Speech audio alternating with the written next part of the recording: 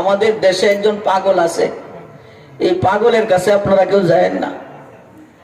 বলেন কিছু কথা আছে, বাধা দিলে আগ্রহ আরো বাড়ে। আপনাদেরকে যদি বলি এই পর্দার আড়ালে একটা পাগল আছে, আপনারা বলবেন আগে কেমন দেখে লই, ঠিক না বে ঠিক? তো আবু জাহেল বলে পাগল আছে, আপনারা কেউ যায়েন না।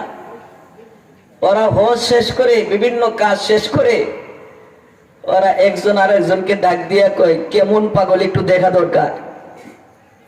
ওরা রওনা হয়ে গেছে।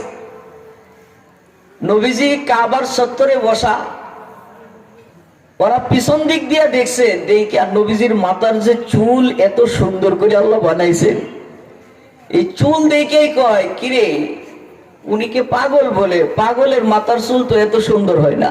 সুবহানাল্লাহ বলেন।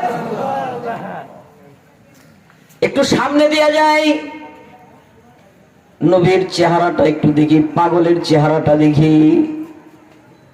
সামনের দিকে অগ্রসর হইয়া যখন আপনার আমার নবীর চেহারার দিকে তাকাইছে, আপনার আমার নবীর চেহারা তো আল্লাহ চাঁদের চাইতে সুন্দর বানায় রাখছে। ঢাক দিয়া কয় নেতার দলে যা কয় মিলে না, পাগলের চেহারা তো এত সুন্দর হয় না। আর একটু কাছে গিয়া দেখি পাগলে কি কয়। ওই সময় আপনার আমার নবী আল্লাহর কোরআন তেলাওয়াত করতেছেন, সূরাতুর রহমান। বিসমিল্লাহির রহমানির রহিম। আর রহমান আল্লামাল কুরআন খালাকাল ইনসান আল্লামাহুল বায়ান। আল্লাহু আকবার বলেন। এত সুন্দর কথা কি কোনো পাগলে কয়? কথার কি অর্থ?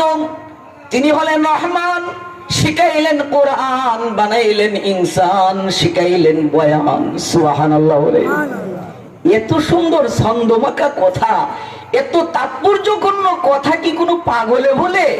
আসলে ওই নেতার দলে যা বলছে সব মিথ্যা। আসলে উনি কোনো পাগল না, উনি বিশ্বনবী রাহমাতুল লিল আলামিন। বলেন সুবহানাল্লাহ। আপনার আমার নবীকে জাদুঘর বলছে, পাগল বলছে। ও দুনিয়ার ইমানদার ভাই, আপনার আমার নবীর মাধ্যমে অনেক মুজিজা সংগঠিত হয়েছে। মুজিজা সম্পর্কে হাদিস আছে, এগুলি আলোচনা করলে নবীজির প্রতি প্রেম আর ভালোবাসা মহব্বত জন্ম হয়। কিন্তু এই মুজিজা হাদিসে আছে, এই হাদিসগুলির উপর আমল করা সম্ভব নয়। যেমন চাঁদ দ্বিখণ্ডিত করার ব্যাপারে হাদিস আছে। আচ্ছা বলেন এই হাদিসের উপর কি আমল করা সম্ভব?